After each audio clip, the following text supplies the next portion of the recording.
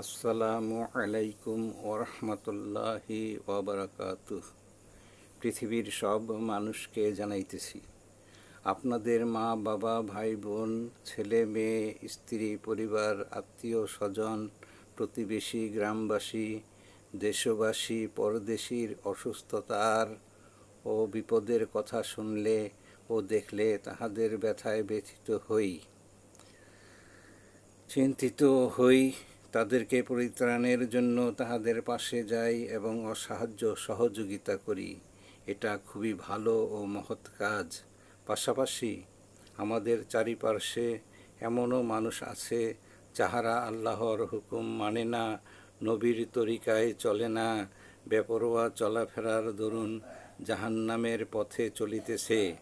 তাহাদের জন্য আমাদের অনুশোচনা আছে কি আছে, ঠিক, কিন্তু পরিপূর্ণ চেষ্টা ফিকির নাই। অতএব চেষ্টা ফিকির করে তাহাদেরকে জান্নাতের পথে ফিরিয়ে আনা প্রতিটা মানুষের উপর ফরজ।